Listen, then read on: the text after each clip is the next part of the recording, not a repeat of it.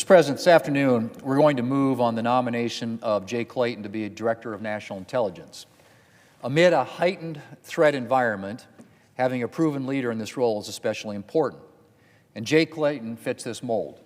Mr. President, during the first Trump administration, Jay Clayton served as chairman of the Securities and Exchange Commission for almost 4 years. And under his leadership, the SEC went after financial crimes and fraud and aimed to protect Main Street investors. He also worked with the intelligence community on national security issues that intersected with our financial system.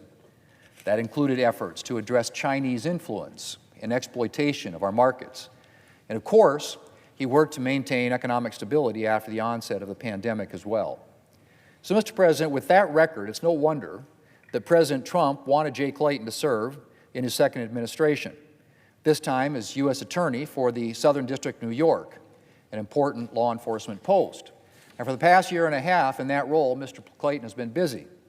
He supervised the prosecution of terrorists and the drafting of the indictment against Nicolas Maduro on drug trafficking and terrorism charges.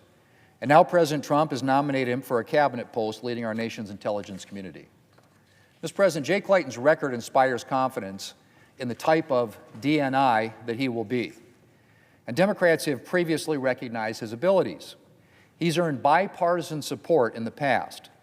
The Democrat vice chair of the Intelligence Committee even said after Mr. Clayton was nominated for this position, and I quote, "I have known and respected Jay Clayton for many years and believe he is a capable public servant," end quote. That again, Mr. President, from the Democrat vice chair of the Senate Intelligence Committee. So one might think that we'd be seeing some bipartisanship from Democrats on this nominee.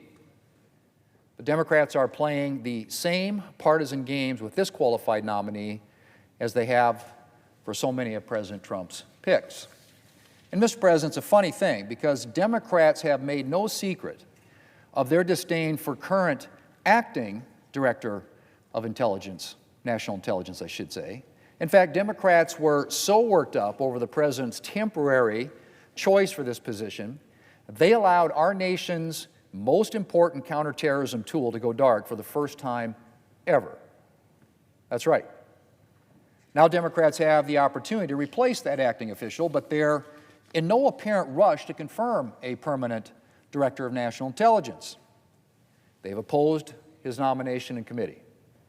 They've delayed things here on the floor, and I don't expect we'll see a lot of Democrat support for him in the final roll call.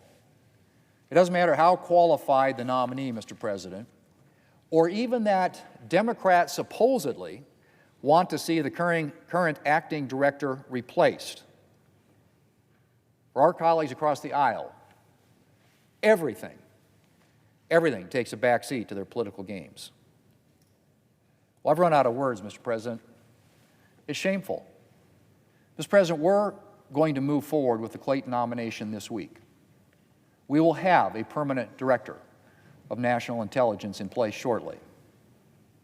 And I hope this will encourage my colleagues to stop blocking the reauthorization of the Foreign Intelligence Surveillance Act.